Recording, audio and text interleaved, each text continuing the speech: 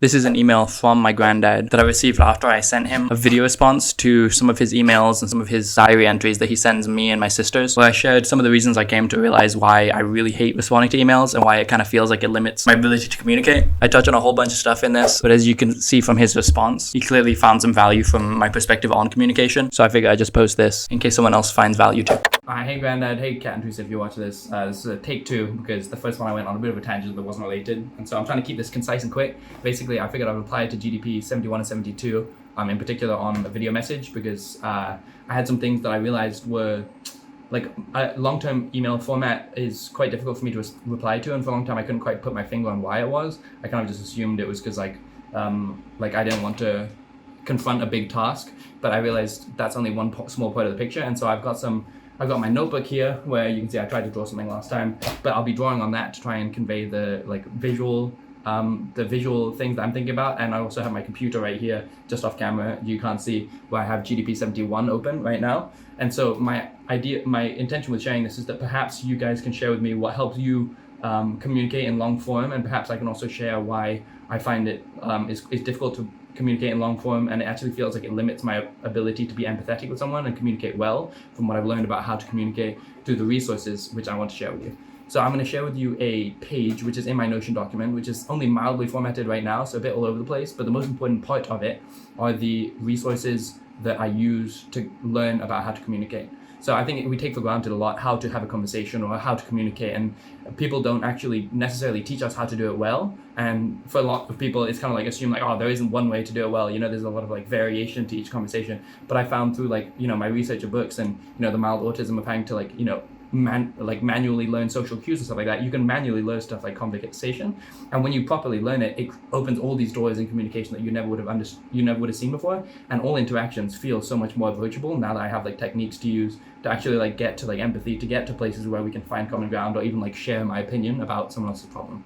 So just as a quick aside, I think a lot of my lack of being able to communicate naturally, so to say, and this blind bumping into walls through communication and conversation is something that isn't necessarily, which led me to a place where I was oh, I'm not good at communicating, or I'm not good at social skills, and it actually made me sometimes not enjoy socializing with people, because it creates this part of my brain where I'm if I'm not good at it and I'm not getting good reception from it, I guess should just avoid it, sort of thing, and it's not enjoyable for me. And also there's even consequences, say you have bad communication with someone and then they cut you out, or they don't reciprocate communication, you never speak to them again. It kind of creates almost limitations to your opportunities in life just because of how you communicate, or the lack of communication skills, right? And so the first thing I'm going to share is that the video Dr. K's Psychiatrist Guide to Communicate was one of the first ones which kind of hammered in this point for me. So I think it's How to Win Friends and Influence People, Never Split the Difference. Dr. K is conversation guide, which is done 40 minutes or something. And then every other piece of material that I've read or consumed or been interested in about how to communicate. For example, there's a channel called Charisma on Command, which talks about how to be more charismatic, how to exist in social situations. The Dr. K's thing was the first where it kind of he had a quote in there where he said, how to have a conversation. Well, first of all, I'm going to kind of replicate some of his drawings, but I'll do it very concisely because you can actually just watch his stuff for a better analysis of it. But basically he says, say this is someone else and this is you, right? And part of the reason why debates don't work is this, right? So say someone communicates this, right? Yeah? Say you're here and you communicate this, right? And then they go, no, this. And you go, no, this, right? At this whole point, this is not a communication, this is not a conversation, this is both of you having a speech, right? And so he says that the way to communicate is you start with two separate points, right? Someone shares one thing, and then you go, this. You just repeat what they say, you reflect what they say. This shows up in every single communication resource I found, and follow me with this, where it's you say this, the exact same thing as them, literally verbatim if you can, right? And then if they say, no, actually, this, which to me at the beginning when I was starting this whole communication adventure, I was who would say no to something they just said to you, right? That's surely what they think. But it's true, they'll always correct themselves, because when you paraphrase it, you always miss some part, or they want to explain more. So then you go, you mean this, right?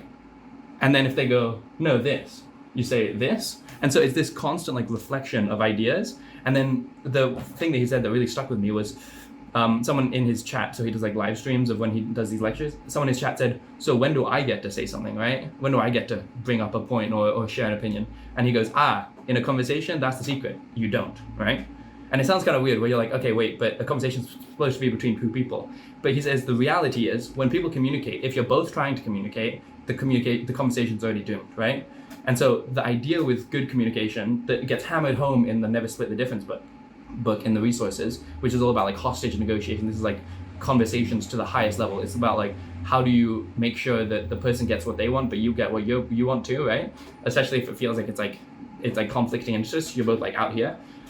When you can empathize with someone and you can perfectly summarize their point. So for example, say you say like I've been struggling to, like mow my lawn recently, a bit of an out there example. And then you go, it sounds like that's really frustrating, right? That's what I would say, right?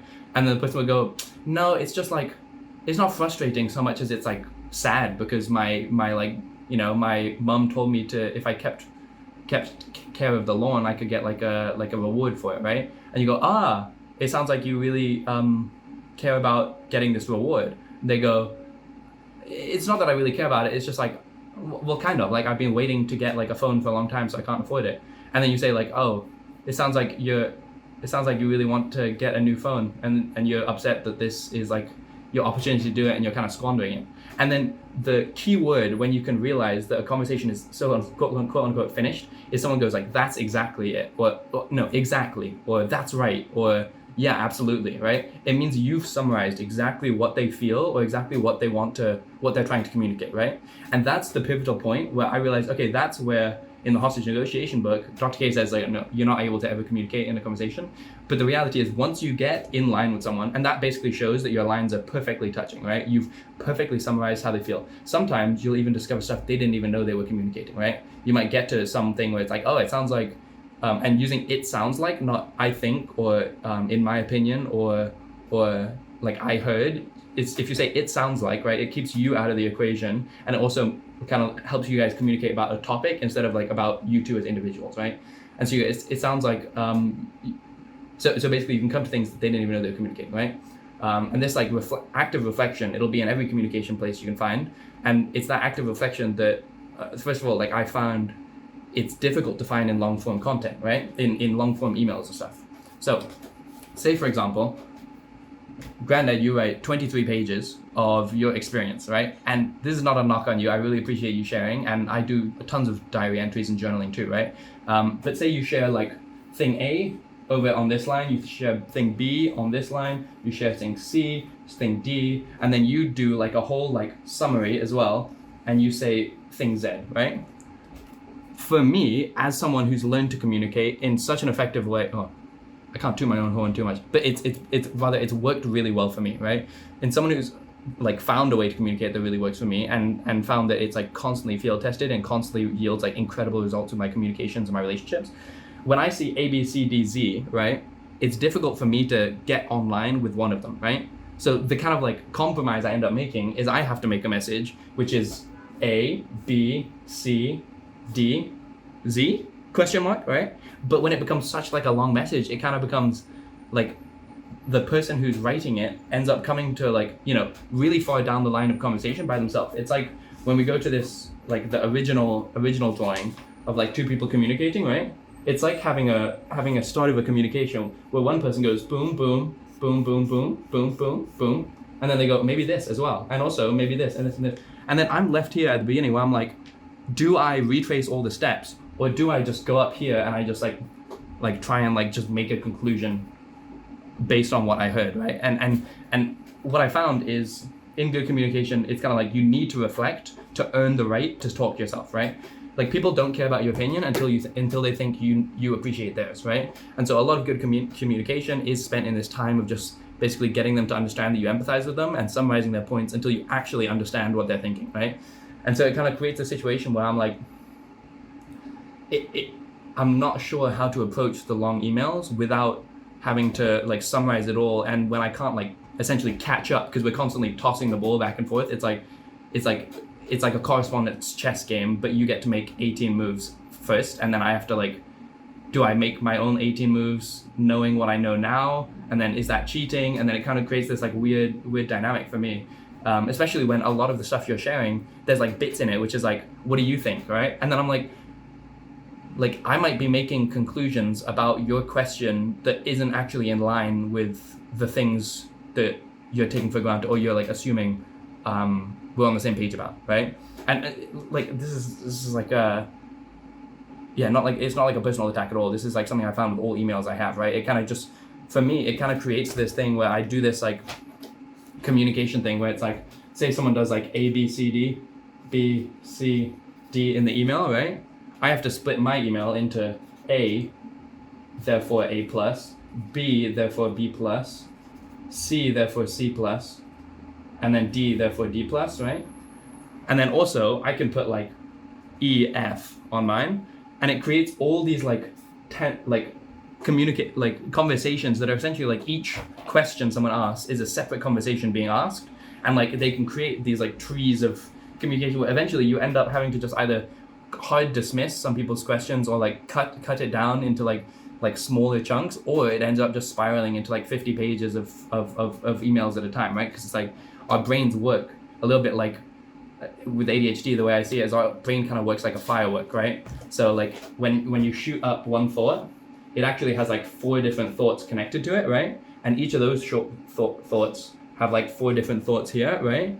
And so when you communicate in therapy and in verbal processing and in conversation where someone's active listening, I found that like you need to have linear thoughts. It's like why people say journaling is so good and verbal processing is so good and therapy is so good, because when you go up and you're about to explode the firework, right?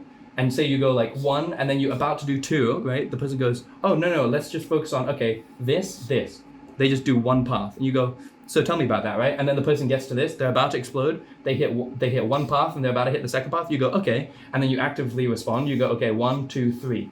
Tell me more about that. And eventually you're going to get to like a dead end, right? There's a dead end where that thought ends. But the fact that you've gone through this one path, you've found the dead end, then you can go back to here, and you go here, and then you find the dead end here.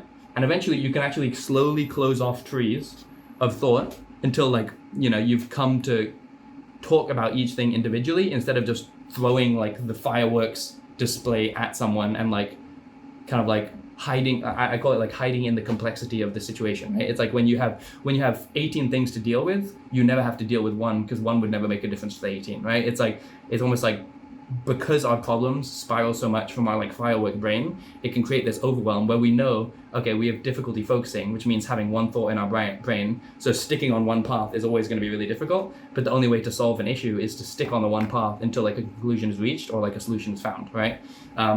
It's interesting because in therapy, I found that like, it's like once you've fully conquered like a certain path, right? You know exactly how you feel about it.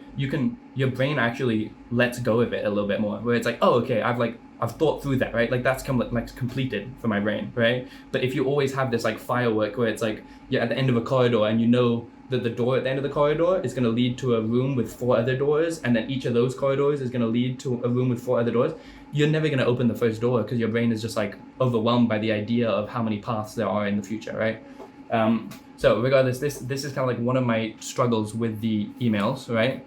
I'm going to take a pause here and make a separate video, which is going to be, my actual like reflection of your GDP 71 and 72. And I think I'm going to end up having to kind of like mega cut down my reflection and then just bring my thoughts as to what I would do if I was in your situation, and certain like kind of like conclusions or thoughts I had about like your opinions about what was going on and how it relates to this whole like, explosive firework brain, right? And obviously it's going to be strange. It's going to be kind of littered with assumptions because, I can't actually actively listen and see like where you're at with some of these things. But I suppose that's like the best I can do given the circumstance. It's also why I'm looking forward to speaking to you in person when we meet up. However, there was like a little thing I saw on the GDP 73, which briefly skimmed over, where it was like looking forward to speaking all as a group. And I find that's also like a little bit difficult for me to communicate well in a group, because in the end of the day, it's just a communication between 2 people at a time. And it kind of just ends up with kind of like going until those people get worn out. But then if like you had an opinion about something that happened a while ago, you're gonna need to either interrupt someone, which is gonna be like kind of like a disservice to the conversation, or you're gonna have to hold it until the end. But by that point, it feels like, you know, the person doesn't want to reapproach that path, right? And then it kind of like that sort of like firework effect is like multiplied by the amount of people in the conversation, right? Okay, let's pause for now.